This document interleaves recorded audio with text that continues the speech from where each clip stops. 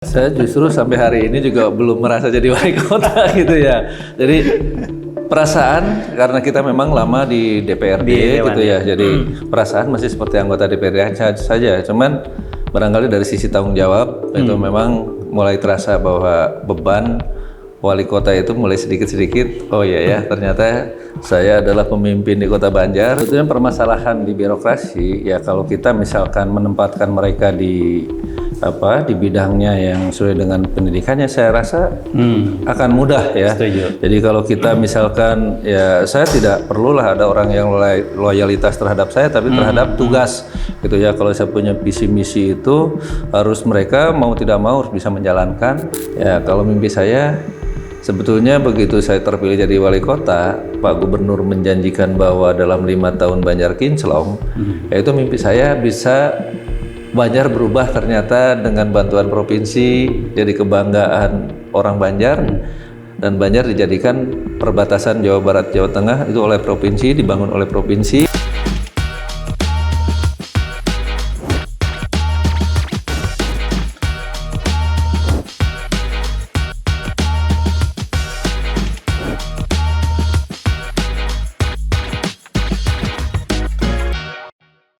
Assalamualaikum warahmatullahi wabarakatuh. Anda menyaksikan To The Point bersama saya Hilmi Pramudia. Tamu saya kali ini istimewa, jauh-jauh datang dari Kota Banjar, yaitu Wali Kota Banjar Insinyur Haji Sudarsono. Pak Wali, apa kabar Pak? Baik. Terima kasih loh sudah menyempatkan waktu di tengah kesibukan untuk hadir di studio To The Point. Sama-sama.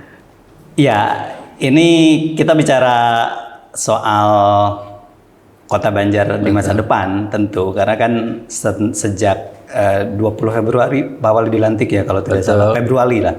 Kemudian kan memang di pelantikan ini ada yang berbeda, karena dari 961 kepala daerah yang dilantik itu dibawa ke retreat tuh di Magelang. Betul. Saya ingin cerita sedikit nih Pak Wali. Pengalaman apa yang didapat? Karena kan sebenarnya kalau bicara ini sesuatu yang baru, biasanya nggak saya kayak gitu. Apalagi kan ini sebenarnya implementasi dari pilkada serentak yang seluruh Indonesia melaksanakan pilkada. Nah, pengalaman di Magelang apa sih sebenarnya yang didapat Pak Wali? Ya, jadi gini, kita kan pilkada serentak juga ada keistimewaannya, yaitu dilantik oleh Presiden Prabowo Subianto di Jakarta pada tanggal 20 Februari. Dan tanggal 21 kita harus mengikuti retreat di Magelang gitu ya. Dari selama hampir 8 hari retreat, alhamdulillah banyak hal-hal yang bisa kita dapatkan kaitan program antara pemerintah pusat, yaitu Astacita dengan Jabar Istimewa termasuk Banjar Masagi. Jadi kita mau tidak mau harus mengikuti arah pembangunan yang dilakukan oleh pemerintah pusat, yaitu dengan Astacita. Harus selaras mungkin ya? Harus selaras. Oke. Jadi sebenarnya pengalamannya cukup bermanfaat sekali ketika misalnya wali kota baru atau pemimpin baru di daerah untuk bisa memajukan daerahnya sendiri, Pak. Ya, jadi betul. Selama 8 hari itu kita 2 hari untuk Lemhamnas gitu ya, yang sisanya kita ada pengarahan dari menteri-menteri yang berkaitan dengan masalah pembangunan ke depan gitu. Jadi alhamdulillah kita kadang-kadang bisa ketemu dengan menteri itu sehari sampai 10 atau 15 menteri gitu ya. Yang biasanya itu sulit ya kalau tidak ada retreat itu ya. Kalau nggak ada kegiatan seperti itu kan kita ketemu menteri itu sangat sulit gitu. Jadi inti dari retreat itu sebenarnya ya tadi menyelaraskan antara program pemerintah pusat kemudian provinsi dan termasuk juga kabupaten kota. Oke. Pak Wali, pas saya dilantik apa rasanya jadi wali kota ya? Saya justru sampai hari ini juga belum merasa jadi wali kota gitu ya. Jadi perasaan karena kita memang lama di DPRD gitu ya. Jadi perasaan masih seperti anggota DPRD saja. Cuman barangkali dari sisi tanggung jawab itu memang mulai terasa bahwa beban wali kota itu mulai sedikit-sedikit. Oh iya ya, ternyata saya adalah pemimpin di Kota Banjar yang harus mempertanggungjawabkan semua pemerintahan yang ada di Kota Banjar. Jadi mau tidak mau sedikit demi sedikit percaya diri, terutama kita harus meyakinkan diri sendiri bahwa saya harus mampu membawa gerbong Kota Banjar itu ke arah pembangunan yang lebih baik. Oke. Kalau yang paling berubah dari kehidupan ya, dari aktivitas dan segala macam apa kira-kira? Disiplin. Kalau dulu di Dewan kan jadwalnya kan kadang-kadang Ya landai-landai aja gitu ya. saja. Setelah jadi kepala daerah kan kita harus bisa memberikan contoh, masuk kantor juga harus tepat waktu gitu ya. Yang kedua, setiap saat kalau misalkan ada permasalahan-permasalahan juga kita harus mengambil keputusan dengan cepat gitu ya. Itu kuncinya di situ. Ya, itu yang setidaknya berubah lah gitu ya. Berubah, gitu ya. Oke. Kemudian kan ketika bicara terkait dengan Kota Banjar gitu. Saya ingin mungkin mengingatkan kembali ketika dulu mencalonkan diri kan ya bisa dikatakan paslon nomor 3 ini tidak menjadi bagian yang terperhitungkan gitu loh sebenarnya. Saya ingin sedikit flashback agak untuk mengingatkan sebenarnya bagaimana sih proses bisa mendapat strategi lah istilahnya kemenangan yang luar biasa dan orang terkejut gitu loh. Paslon nomor 3 ternyata hebat juga nih misalnya akselerasinya. Apa sih yang dilakukan gitu untuk melihat masyarakat Kota Banjar sendiri sehingga bisa menarik hati mereka untuk bisa ke nomor 3, Pak Wali? Kalau saya strateginya ya satu-satunya cara wakilnya harus orang yang diterima di masyarakat. Ya di satu sisi saya juga mungkin sebagai figur selama ini sering berkecimpung di masyarakat kaitan tugas-tugas kedewanan gitu ya. Pasti sebagian besar masyarakat mengenal. Begitu kita putuskan untuk mengambil wakil dari PKB yang kebetulan juga ketua MUI itu sebagai modal dasar saya gitu ya supaya kemenangan harus bisa kita raih. Jadi jauh-jauh hari sudah saya perhitungkan gitu. Begitu saya mengambil wakil beliau itu optimisme udah di atas 50%. Oh jadi sebenarnya optimisme itu sudah jauh-jauh hari karena kalau kita bicara paslon-paslon yang lain dari yang ketiga itu kan sebenarnya bisa kalau di permukaan lebih muncul lah, lebih unggul dari berbagai dan ternyata itu sudah dibangun jauh-jauh hari. Beliau kan latar belakang di samping tokoh agama juga pendidik, guru, gitu. Murid-muridnya juga banyak. Jadi begitu kita deklarasi dengan beliau, itu justru murid-muridnya yang mendatangi kami gitu kan, siap untuk jadi tim sukses. Nah dari situlah kita optimis dari jauh-jauh hari ini peluang untuk menangnya kelihatannya akan lebih besar. Gitu. Ini yang strategi yang tidak terkira ya dari paslon nomor 3. Kemudian ini Pak Wali, kalau kita mengingatkan kembali tadi terkait dengan apa yang disodorkan ke masyarakat terkait dengan program-program unggulan yang ketika bicara dari keempat calon itu ya, tentu kan ketiga calon yang lainnya juga sama-sama gitu, jualan program prioritas, kemudian unggulan, kemudian visi misi. Saya ingin sedikit lagi mengingatkan masyarakat yang disodorkan Pak Wali apa waktu itu? Jadi kita kan sebetulnya Kota Banjar kan penduduknya sedikit ya. Terus perhatian juga harus lebih fokus. Kita ada 6 program yaitu kaitan berdaya bantu, yaitu kaitan dengan masalah fakir miskin, itu kita bantu, yatim, jompo dan sebagainya. Itu kita upayakan bahwa dengan kemiskinan di Kota Banjar yang 5,85%, itu kan kurang lebih hampir 14.000 orang gitu ya. Jadi kita akan lebih mudah lagi kalau misalkan mereka-mereka itu kita perhatikan. Yang kedua berdaya didik, saya akan terkonsentrasi di bidang pendidikan juga, di samping membantu seragam sekolah untuk anak-anak SD dan SMP ke depan agar mereka itu tidak kesulitan dalam menghadapi proses belajar mengajarnya. Gitu. Terus yang kedua juga di bidang pendidikan akan diupayakan ke depan bahwa dititik beratkan bahwa murid-murid itu harus mampu membaca Al-Quran. Gitu. Yang ketiga kaitan berdaya bantu. Berdaya bantu itu kaitan dengan masalah pengembangan UMKM. Gitu. Nah, yang lanjutnya berdaya pangan, kaitan peternakan, perikanan, termasuk pertanian. Ke depan saya ingin adanya pendampingan dengan perguruan tinggi gitu ya. Jadi biar petani itu betul-betul berdaya. Jadi kaitan dengan masalah hasil panennya harus bagus, sawah tak ada hujannya juga harus bisa terperhatikan. Perikanan ke depan juga bisa kita bangun di Kota Banjar, apalagi dengan adanya lebih keris. Saya berharap ada limpahan air ke Kota Banjar yang bisa dimanfaatkan untuk perikanan. Oke. Tapi sebenarnya program bulannya sangat bisa dikatakan basic ya, tapi paling dibutuhkan oleh masyarakat. Ya, saya berupaya bahwa masyarakat itu kan tidak pernah muluk-muluk ya, kaitan dengan masalah harapan terhadap pemerintah. Di satu sisi mereka kalau bertani, misalkan dari sisi pupuknya gampang, terus bibitnya juga mudah, air juga tersedia. Saya yakin petani nggak akan sulit untuk memberikan dukungan terhadap kita.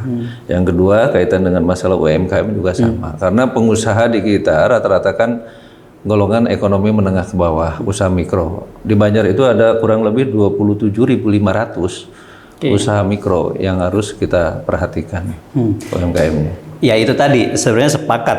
Sebenarnya kalau masyarakat itu ya mikirnya juga tidak muluk-muluk ya, soalnya sesuatu yang basic, yang tadi misalnya akses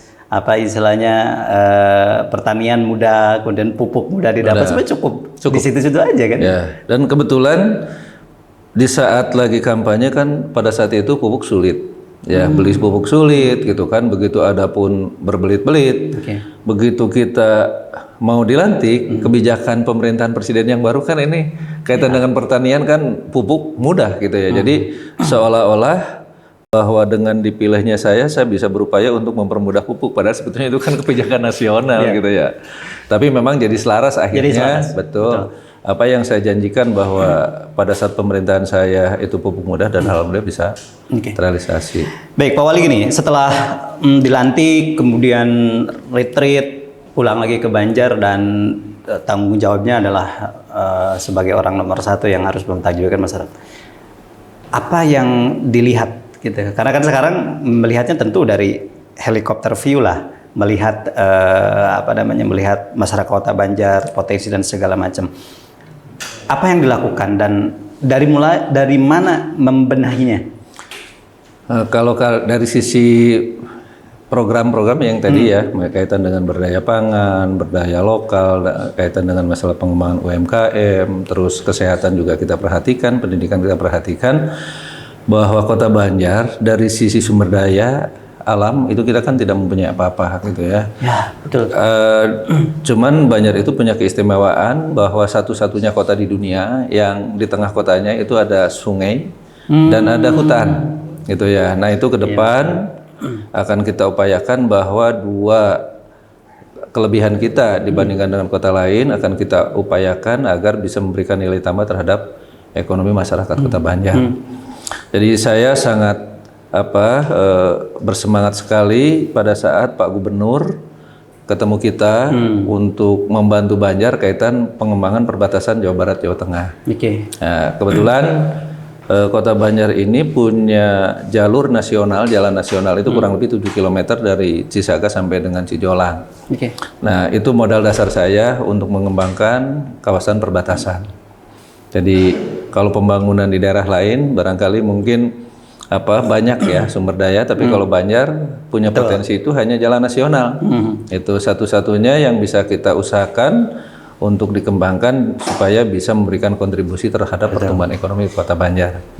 Salah satunya misalkan saya sedang berupaya agar tanah perhutani yang di sepanjang jalur tersebut itu ada 3 TPK yang bisa kita manfaatkan untuk rest area termasuk Banjar Atas.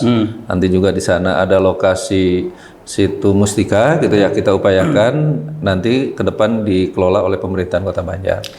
Yang kedua kaitan di Banjar juga ada Citanduy. Dari mulai Dobo ke Pusdai kurang lebih itu 2 km akan kita upayakan untuk diusulkan jadi Citanduy Waterway. Minimal Banjar punya genangan air yang luas sehingga bisa dijadikan lokasi wisata. Jadi target saya ke depan kalau saja misalkan itu bisa terrealisasi, orang yang mau ke Pangandaran begitu ngelihat malam kerap-kelip di tengah Citanduy mampir dulu gitu ya. Jadi kalau itu kan sebagai daya tarik. Dan yang ketiga kita punya potensi lahan di perbatasan Jawa Barat Jawa Tengah itu kurang lebih 800 hektar. Yaitu di sebelah utara Sungai Citanduy ada 64 hektar, yang di sebelah selatan Sungai Citanduy itu kurang lebih ada 700 hektar lebih. Di situ ada perkebunan Mandalare. Itu juga mau kita ambil alih. Mudah-mudahan pemerintah nanti bisa memberikan perkebunan tersebut akan kita manfaatkan untuk pusat pertumbuhan ekonomi baru. Saya berharap sih di situ ada kawasan ekonomi khusus terpadu sehingga bisa kita upayakan adanya zona industri, pergudangan, termasuk juga untuk perumahan. Nah, di kawasan tersebut nantinya juga akan kita bangun pelabuhan peti kemas. Jadi mudah-mudahan Banjar ke depan lokasi jalur tol, tol gate-nya itu jangan terlalu jauh gitu ya. Saya akan berupaya pengen mendekatkan supaya Banjar itu bisa dilalui menjadi bagian dari tol. itu ya, Betul. exit tol. Oke. Nah, setelah Anda duduk menjadi wali kota kan tentu bisa punya data, membuka data-data, menginventarisir apa saja permasalahan-permasalahan. Kan sebenarnya ketika bicara pemerintahan ada yang harus bergerak misalnya dari internal maupun eksternal, birokrasi misalnya. Kemudian di luarnya, kalau misalnya Pak Wali melihat cukup mudah nggak kira-kira nanti ke depan ketika mesin birokrasi juga harus mulai bergerak, kemudian eksternal di luar juga sama-sama mendukung itu. Kalau setelah duduk di kursi wali kota, masalahnya banyak atau enggak sebenarnya? Sebetulnya permasalahan di birokrasi ya kalau kita misalkan menempatkan mereka di bidangnya yang sesuai dengan pendidikannya, saya rasa akan mudah ya. Setuju. Jadi kalau kita misalkan ya saya tidak perlulah ada orang yang loyalitas terhadap saya, tapi terhadap tugas gitu ya. Kalau saya punya visi misi itu harus mereka mau tidak mau harus bisa menjalankan dan sesuai dengan jadwal gitu ya. Terus yang kedua kaitan dengan yang eksternal. Sebetulnya masyarakat ataupun mungkin dunia usaha di luar kita justru diharapkan mampu bekerja sama dengan mereka dengan tujuan bahwa masyarakat ataupun mungkin investor yang akan masuk ke Kota Banjar itu jangan sampai ada hambatan gitu ya. Dari sisi birokrasi kita persiapkan pelayanan satu atap betul-betul bisa satu atap. Di lain sisi saya sebagai wali kota Banjar akan berupaya setiap hadir investasi pasti saya akan langsung jemput bola. Jadi saya langsung yang akan turun untuk mengawal mereka agar mereka dalam perjalanan investasi di Kota Banjar itu jangan mendapatkan gangguan. Apalagi setelah kemarin di Jawa Barat itu ada Satuan Tugas Pemberantasan Premanisme. Pemkot juga sudah bikin kayaknya? Sudah, semua Jawa Barat sudah hari Kamis kemarin. Saya merasa nyaman lah dengan hadirnya satuan tugas tersebut karena saya meyakini manakala ada investasi kita bisa jaga 100% aman dari gangguan yang terjadi di masyarakat gitu. Menarik karena memang setuju di situ ketika investor juga yang paling awal dilihat sebenarnya sisi keamanannya juga ya. Mereka berinvestasi juga harus ini aman apa enggak gitu. Satu keamanan, yang kedua juga proses di birokrasi di pemerintahan juga dipermudah lah kita. Oke, Pak Wali gini, kalau kita bicara terkait dengan program gitu ya, program dari pemerintah pusat, kemudian provinsi dan Kota Banjar. Sekarang itu tadi sudah disampaikan di awal bahwa memang ada harus penyelarasan. Kemudian kan sekarang juga ada program-program pemerintah pusat yang memang harus istilahnya dijalankan oleh pemerintah daerah. Salah satunya misalkan yang paling terbaru ya MBG misalnya, makan bergizi gratis. Nah implementasi sekarang di Kota Banjar, saya ingin mendapat gambaran seperti apa? Kebetulan kalau pemerintah kan tidak secara langsung ya terlibat dalam MBG dan itu ada tim khusus yang mengelolanya gitu ya. Sampai hari ini pemerintah daerah belum dilibatkan secara langsung. Jadi kalau saya memandang bahwa seandainya pemerintah daerah dilibatkan pun mungkin kami harus siap. Gitu. Jadi proses sekarang berarti hanya turut memonitor bagaimana kejelasan membantu kalau ada permasalahan kaitan dengan masalah di lapangan mungkin pemerintah akan. Kemudian yang terbaru kan yang cukup ramai juga di kepemimpinan pusat itu ketika yang memang harus tanda kutip ada dampak ke daerah itu masalah efisiensi nih. Betul. Pak, itu gimana tuh menyikapi di daerahnya? Efisiensi sebetulnya bagus ya. Jadi kalau dari sisi anggaran itu kan hal-hal yang berkaitan dengan permasalahan yang selama ini mungkin dengan perjalanan dinas gitu ya. Terus yang kedua juga rapat-rapat kita kurangi gitu ya, sehingga mungkin ada dari sisi efisiensi pekerjaan-pekerjaan yang memang bisa kita efisiensi, kita alihkan kepada pekerjaan-pekerjaan memang yang dibutuhkan oleh masyarakat. Yang penting tidak tapi ada semacam dampak ke yaitu tadi ruang geraknya dibatasi. Kalau dari efisiensi itu yang jelas dampaknya nanti ke UMKM. Jadi belanja kita ke UMKM kan berkurang ya dari sisi itu. Gitu. Jadi perputaran ekonominya mungkin agak sedikit terhambat gitu ya. Jadi uang yang beredar di masyarakat juga berkurang. Oke. Bicara terkait dengan tadi misalnya program terkait dengan SDM dan SDA di Kota Banjar. Memang kalau bicara itu kan tidak ada gunung, tidak ada pantai gitu. Kemudian hanya 10 kecamatan gitu. Ya, 4 kecamatan. Ya 4 kecamatan. Nah, sekarang yang paling sedang dilakukan untuk bisa memanfaatkan itu program yang saat ini sudah mulai dijalankan itu apa Pak Wali? Ya kalau saya terkonsentrasi sekarang 2 program ya, yaitu yang pertama bagaimana berdaya pangan kaitan dengan masalah pangan ya, pertanian, perikanan dan peternakan harus kita upayakan, kita galakan. Yang kedua kaitan berdaya lokal kaitan dengan menumbuh kembangkan UMKM mereka agar bisa bersaing dengan daerah-daerah lain gitu ya. Kita pengen UMKM di Kota Banjar minimal bisa di tingkat Jawa Barat itu bisa oh ya ternyata ada produk Kota Banjar yang bisa jadi muncul di tingkat Jawa Barat. Gitu. Dan satu lagi kalau bicara tentang wilayah Kota Banjar ini kan tadi misalnya ketika tidak ada yang unggulan saat ini misalnya ketika pantai otomatis sebenarnya dengan sendirinya tuh misalnya terbentuk. Banjar kan hanya istilahnya perlintasan walaupun tadi sudah disampaikan beberapa persiapan untuk bisa mengitu. Yang paling juga cukup walaupun sederhana misalnya dari sisi investasi di Banjar juga kayaknya belum ada hotel yang mumpuni gitu. Itu kan sering menjadi permasalahan. Nah, apa yang akan sedang dilakukan terkait dengan itu Pak Wali? Ya, sebetulnya hotel bintang 3 itu rencana sedang dibangun ya. Sedang dibangun. Ya, sedang dibangun di Ria Busana. Memang dengan adanya ekonomi yang kurang bagus ya di tingkat nasional, akhirnya mereka juga agak terhambat dalam proses pembangunan. Tapi sudah dimulai kalau tokonya sudah mulai berjalan, cuman pembangunan hotel sementara mungkin dihentikan. Tapi kalau misalnya tentang bicara potensi untuk bisa menggait masyarakat luar masuk ke Kota Banjar, sebenarnya ada event-event yang bisa menarik itu Pak Ali. Dulu yang kalau misalnya ada event tahunan yang untuk bisa menarik ke Kota Banjar, itu menjadi bagian ini nggak kira-kira yang kita punya agenda event yang kaitan dengan masalah road race ya. Ya itu cukup ini betul. Juga kan sebenarnya. Yang kedua juga di samping road race ada event Citanduy yang selama ini suka ada gitu ya sebagai wisata yang direspon oleh masyarakat positif gitu. Oke. Nah, di tangan Pak Wali sekarang dengan Pak Wakil kira-kira yang sedang diprioritaskan dalam 1 tahun itu apa Pak? Kemudian nanti kan ya ada jangka pendek, ada jangka panjang gitu. Kalau misalnya target-target sampai 5 tahun pertama ini, Kota Banjar itu akan seperti ini misalnya?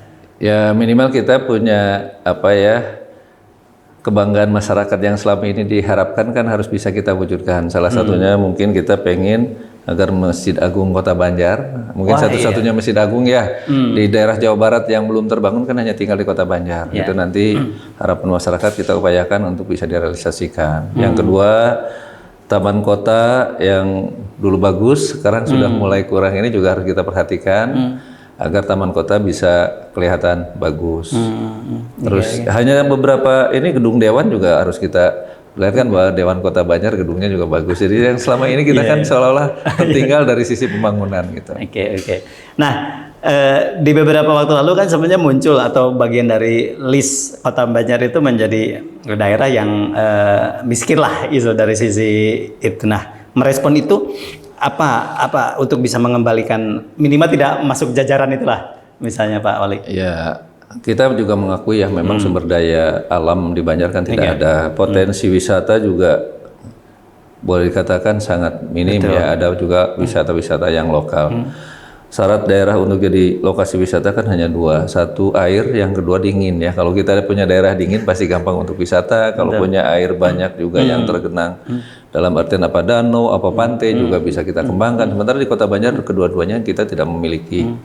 Makanya tadi saya ingin justru Citandu yang ada di Kota Banjar, walaupun dengan jarak 2 km, itu bisa kita upayakan untuk supaya jadi wisata di Kota Banjar yang jadi kebanggaan masyarakat Kota Banjar. Ya, karena mungkin itu bisa menjadi pemasukan daerah yang dari sektor itu ya. Betul. Kalau saat ini pemasukan terbesar dari sektor apa tuh? PAD kita kan sebetulnya di satu sisi terus disumbang terbesar itu dari belut rumah sakit. Itu ya, RSUD dari 170 miliar itu kurang lebih 105 miliar itu dari belut RSUD. Karena biasanya daerah-daerah lain yang punya tempat wisata itu juga penyumbang PAD itu dari wisata, retribusi gitu, hotel, tempat makan, parkir. Hotel belum, parkir juga masih belum tertata dengan baik. Saya mungkin nanti kalau sudah satu-satu parkir kita tata, terus juga masyarakat juga bisa ditertibkan kaitan dengan permasalahan parkir dan sebagainya. Kan yang selama ini parkir masih belum pengelolaannya belum bagus lah ya. Jadi memang kekurangan di yang lalu akan kita sempurnakan. Ya meskipun kalau kita ke Kota Banjar mungkin masih cukup nyaman lah sebenarnya karena kan pusat-pusatnya tidak seperti di daerah tangga Kota Tasik yang sudah crowdednya luar biasa itu Pak Wali. Sebetulnya dan itu harus ditata dari sekarang karena kalau misalkan dibiarkan tidak ada program untuk itu malah nanti justru juga jatuhnya kredit juga. Kita harus persiapkan Kota Banjar itu di satu sisi harus bisa nyaman, yang kedua juga harus bisa tertata. Sehingga kalau dengan tertata dengan baik ke depan gitu ya kaitan dengan masalah drainase gitu kan. Kalau ada hujan lebat aja kan banjir di Banjar itu ya di tengah kotanya. Nah, saya berharap itu aja dululah kita tata. Terakhir Pak Wali, apa mimpi Anda tentang Kota Banjar? Ya, kalau mimpi saya sebetulnya begitu saya terpilih jadi wali kota, Pak Gubernur menjanjikan bahwa dalam 5 tahun Banjar kinclong, yaitu mimpi saya bisa Banjar berubah ternyata dengan bantuan provinsi jadi kebanggaan orang Banjar dan Banjar dijadikan perbatasan Jawa Barat Jawa Tengah itu oleh provinsi dibangun oleh provinsi gitu ya. Jadi orang Banjar tanpa harus bersusah payah nyari anggaran justru provinsi yang akan terus serta membangun Kota Banjar. Karena penting juga ketika perbatasan itu kan bicara muka kan dengan provinsi tetangga. Jadi gitu, gengsinya gubernur itu ada di Kota Banjar sebetulnya kalau misalkan kita menuntut seperti itu. Ya mudah-mudahan Pak Gubernur sehat, lancar dalam membangun Jawa Barat dan Banjar bisa diperhatikan mungkin sebagaimana yang beliau sampaikan kepada saya pada saat pertemuan pertama. Mudah-mudahan acara ini ditonton oleh Pak Deddy Mulyadi. Ya, mudah-mudahan nanti juga kalau rekamannya nanti saya kirimlah ke Pak Gubernur agar beliau betul-betul dengan sungguh-sungguh membantu Banjar. Ya kalau misalkan lihat sepak terjang yang dilakukan Pak Gubernur kan hari ini luar biasa lah. Saya optimis beliau mampu mengembangkan Jawa Barat, ya membangun Jawa Barat istimewa itu betul-betul bisa istimewa di tangan beliau. Terutama dengan Jawa Barat istimewa, Banjar bisa terperhatikan dengan baik. Pak Wali terima kasih atas waktunya. Diskusi yang ringan tapi saya kira ini bisa masyarakat Banjar itu tahu arah ya, dalam artian Kota Banjar itu akan di mana, akan dibawa kemana itu tadi sudah disampaikan oleh Pak Wali dan semoga apa yang kita diskusikan juga menjadi motivasi untuk sama-sama khususnya bagi masyarakat Banjar ya untuk sama-sama mendorong kemajuan dan ya tentu kesejahteraan masyarakat melalui program-program yang dihadirkan oleh pemerintah Kota Banjar. Sampai di sini perjumpaan kita di To The Point edisi hari ini. Saya Hilmi Pramudia mewakili rekan yang bertugas pamit. Terima kasih atas kebersamaannya. Assalamualaikum warahmatullahi wabarakatuh.